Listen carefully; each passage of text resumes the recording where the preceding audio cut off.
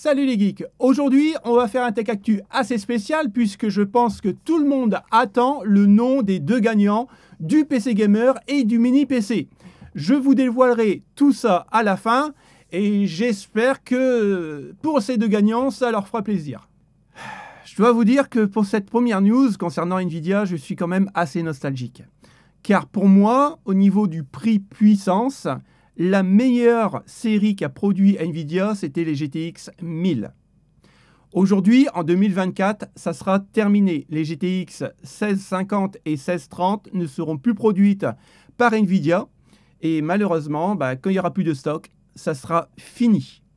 Et je trouve ça vraiment dommage parce que moi, j'adorais les 1080, les 1080 Ti, même si à l'époque, on pouvait se dire que la 1080 Ti était quand même assez chère, mais on avait vraiment un gros gap de puissance. Eh bien, pour le coup, c'est terminé. Et je dois vous dire que je suis un peu triste.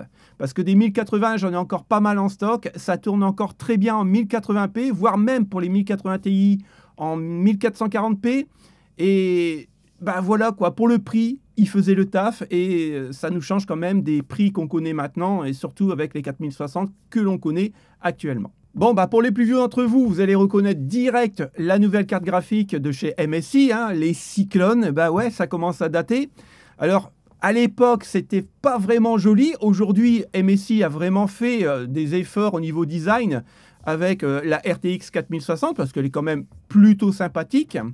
Alors, j'aime beaucoup le design, on va dire, alu brossé couleur argent au niveau de la backplate. Et pour définir, j'étais pas très fan des Cyclones à l'époque, mais celle-ci, je trouve qu'elle est vraiment sympathique.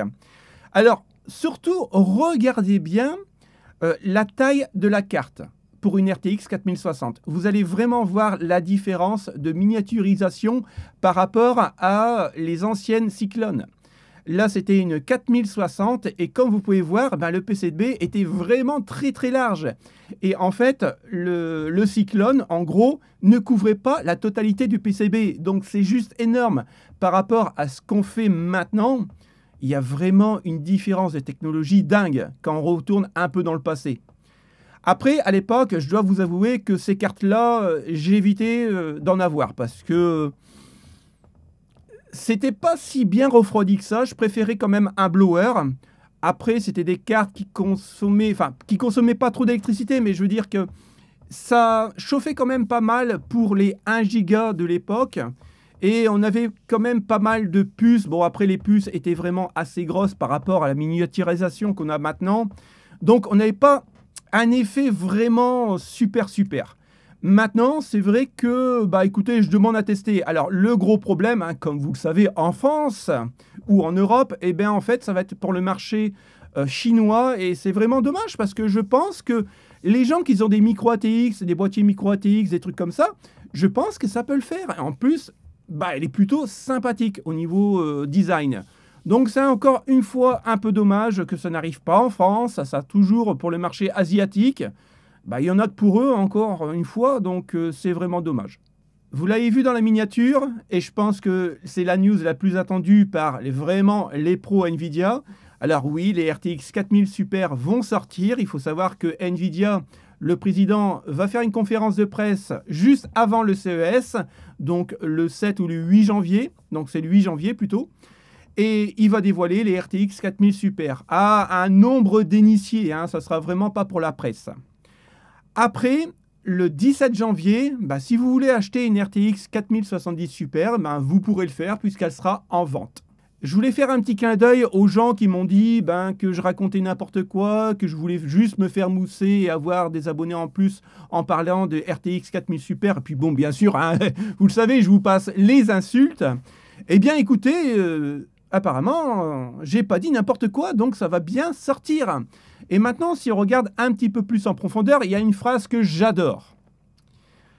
Chaque carte devrait surpasser son prédécesseur non super. En même temps, c'est ce qu'on attend. À un prix et un TDP similaires ou légèrement supérieurs. Alors moi, j'aime bien, c'est le terme légèrement supérieur. On sait très bien qu'avec Nvidia, légèrement supérieur, ça n'existe pas. Donc, à mon avis, attendez-vous à prendre une belle claque, parce que tout a un prix. La 4070 Super va comporter 21% de cœur en plus que la 4070 de base. C'est plutôt pas mal. La carte pourrait presque égaler la RTX 4070 Ti d'origine. Bon, c'est plutôt sympathique. Le prix devrait rester à 599 $ ou augmenter à 649 $. Je vous le dis de suite, hein, ça ne restera pas à 600 $. Par contre, si jamais elle serait capable de rivaliser avec une 4070 Ti, les gens qui ont économisé pour acheter une 4070 Ti de base, si la 4070 Super est un peu moins chère qu'une 4070 Ti d'origine, ils vont faire la gueule, je pense. Pour la RTX 4070 Ti Super, là, pour le coup, on aurait soit un AD103 275 ou un AD102 175.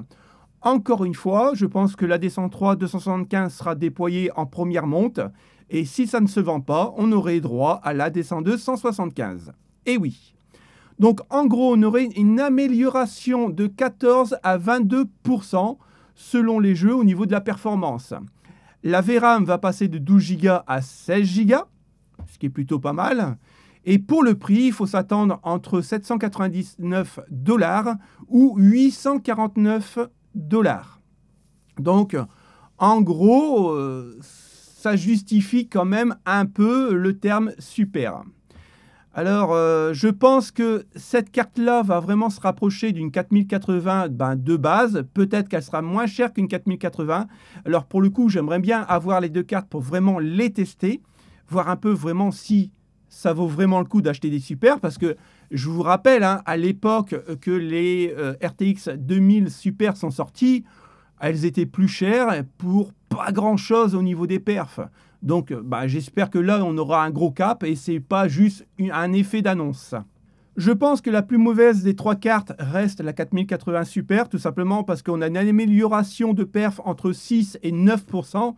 Donc, en gros, il n'y a pas vraiment d'amélioration et Nvidia le sait puisqu'il va baisser le prix d'origine puisque la carte devait être annoncée à 1199 $ au prix de base, mais attention, ils vont la descendre en gros de 200 $, donc elle va passer en dessous de la barre des 1000 $ et elle sera à 999 $. Donc Nvidia sait très bien que sa carte n'est pas plus performante que ça, donc ils vont baisser le prix pour essayer d'écouler les stocks. Alors moi je suis vraiment déçu parce que j'attendais vraiment beaucoup de la 4080 Super. Je vous le redis, hein, pour moi, entre la 4080 et la 4090, il y a un très gros fossé de puissance et de prix. Et j'attendais que la 4080 Super vienne boucher un peu le trou. Et pour le coup, je m'attendais à une 4080 Super un peu moins véloce qu'une 4090, mais beaucoup plus véloce qu'une 4080 de base. En fait, un juste milieu. En fait, c'est pas réalisé, entre 6 et 9% de plus. Pour moi, c'est une carte à ne pas acheter, même si elle est un peu moins chère qu'au prix d'origine.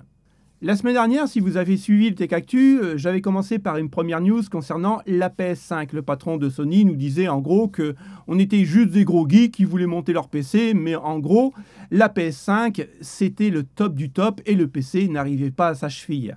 Bon, je ne vais pas en remettre un peu d'huile sur le feu parce qu'il y a eu quand même pas mal de commentaires assez salés. Donc, et justifié d'ailleurs. Mais là, pour le coup, on va reparler de la PS5, mais la PS5 Pro. Parce que vous pouvez voir partout que la PS5 Pro aurait une RX 7800 XT. Alors, en fait, c'est pas tout à fait ça. On la compare à une RX 7800 XT, mais en fait, ça sera un dérivé. Alors, effectivement, la PS5 Pro devrait sortir. Il y a eu beaucoup d'effets d'annonce dessus. Et pour définir, Sony nous disait lui-même que, en fait, s'il sortait une PS5 Pro, elle serait vraiment tellement chère que, en gros, les gens préféreraient un PC. Donc, c'est pour ça qu'ils ne la sortiraient pas. Mais apparemment, Kepler et Rosette Era nous disent que c'est en préparation.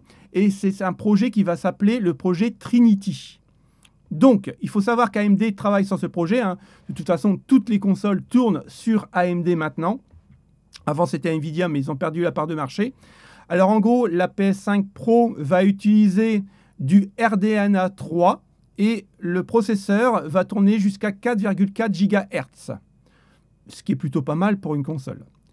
Maintenant, Attention, on serait sur du 8 cœurs, encore une fois, 16 Go en GDDR6. Et ça sortirait normalement, attention, en novembre 2024, donc d'ici un an. Ce qu'il faut vraiment retenir, alors si je le retrouve, voilà, c'est ici. Donc, on aurait bien une base sur un Navi 32, donc une RX 7800 XT. Si on prend un peu le tableau en compte, on va voir tout de suite pourquoi Sony a décidé quand même de sortir la PS5 Pro.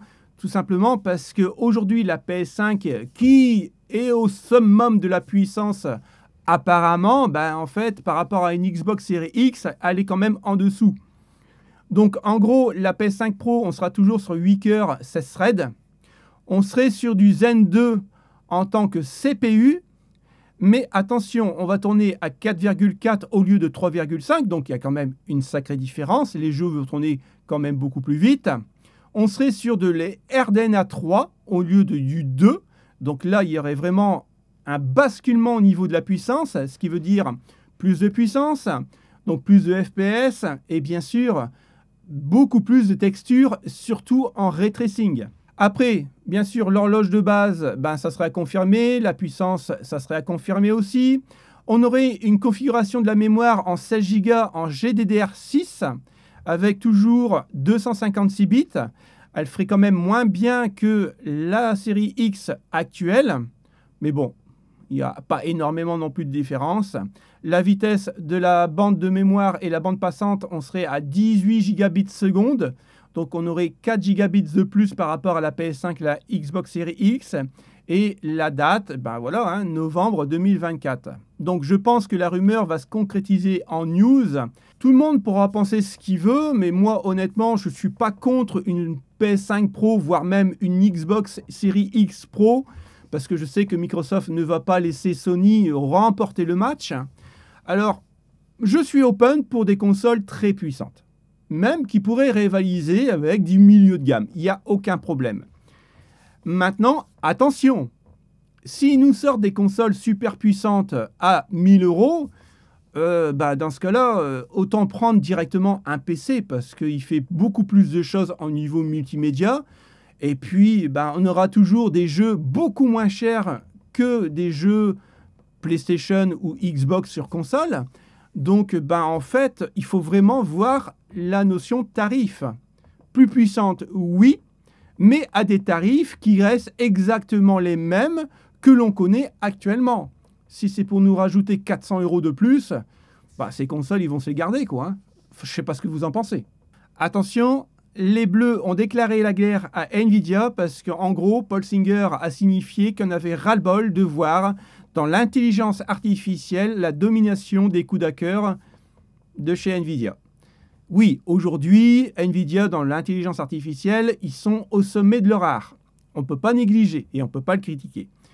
Mais voilà, Paul Singer, donc le patron de chez Intel, a fait une annonce en disant que tous les concurrents, tous les gens qui travaillent dans l'IA, s'ils ont une meilleure idée, en gros, pour concurrencer les coups d'hacker, Intel est preneur.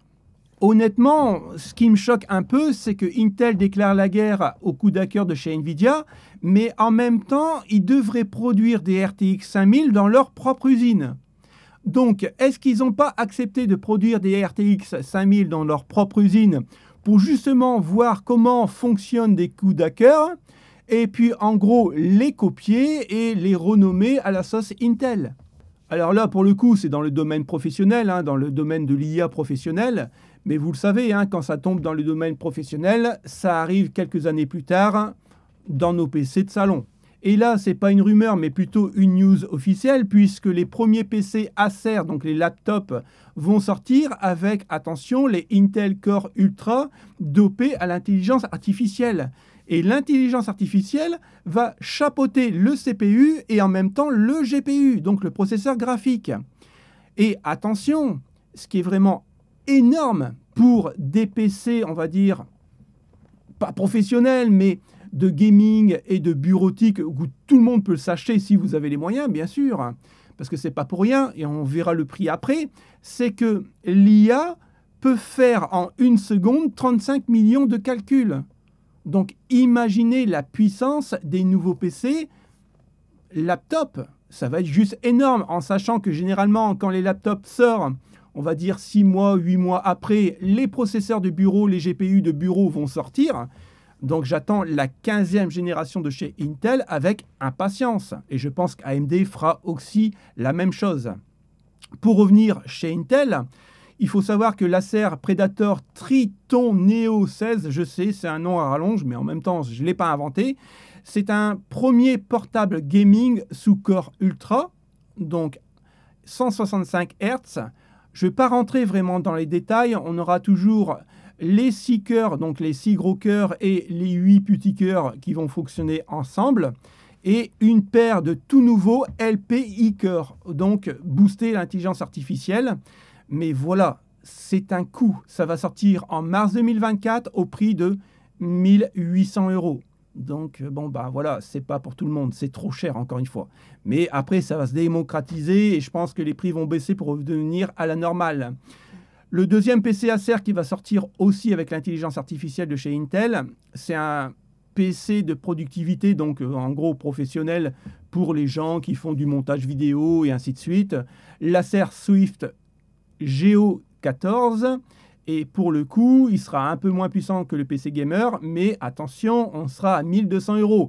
Un peu plus accessible. J'aimerais bien le voir, en gros, le tourner sur des jeux vidéo, puisqu'il nous propose du 1440p. Donc, ça peut être vraiment intéressant à tester. On arrive au terme de cette vidéo. Je vais annoncer les 2 gagnants pour le concours du PC Gamer à gagner et du mini PC. Pour la personne qui va gagner le PC Gamer avec la carte graphique Intel, sachez qu'il y a une mise à jour à faire. Je ne l'ai pas faite tout simplement parce que moi, ça fait le colis, ça fait 3 semaines qu'il est emballé. Je n'allais sûrement pas le redéballer pour refaire une mise à jour. Donc voilà, je tenais à vous le dire, il y aura une mise à jour à faire pour gagner un peu plus de FPS et des correctifs de chez Intel. Avant de vous annoncer les 2 gagnants, je voulais revenir sur 2 petites choses. Ça va aller très vite. Sachez que la communauté s'agrandit. Et pour ceux qui m'ont demandé si on allait encore avoir des PC gamers à gagner ou des consoles à gagner ou des cartes graphiques, peu importe, oui, il y en aura encore en 2024 puisqu'on va atteindre quasiment les 10 000 abonnés. Et je tenais à remercier vraiment tout le monde. Et vous le savez, sur cette chaîne, on partage. Plus il y aura d'abonnés, plus il y aura de partenariats et plus il y aura de cadeaux en jeu. Et ce qui est tout à fait normal. Je veux du partage sur cette chaîne. Maintenant aussi, la deuxième petite chose que je voulais vous dire, pour les gens qui m'ont connu sur la vidéo « Je fais gagner un PC gamer ».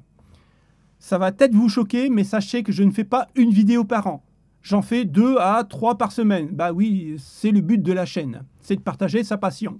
Donc si vous aussi, vous voulez juste partager votre passion sur d'autres vidéos où il n'y a rien à gagner, vous serez les bienvenus. Vous pouvez commenter et je vous répondrai sans aucun problème. Ceci étant dit, je vais vous annoncer maintenant le nom des 2 gagnants. Le gagnant du mini PC, il s'appelle Dan WS. Donc bravo à toi, tu as gagné un mini PC. Pour le gagnant du PC Gamer, et je t'encourage à faire la mise à jour Intel, il s'appelle David B. Voilà, je pense que ce sont de beaux cadeaux. J'espère que ça vous fera plaisir. Normalement, vous allez recevoir ça juste avant Noël et en bon état. On croise les doigts. Merci la poste. Et voilà. Merci à tout le monde d'avoir participé. On se retrouve très bientôt pour une nouvelle vidéo. À très bientôt. Salut les potes. Ciao, ciao.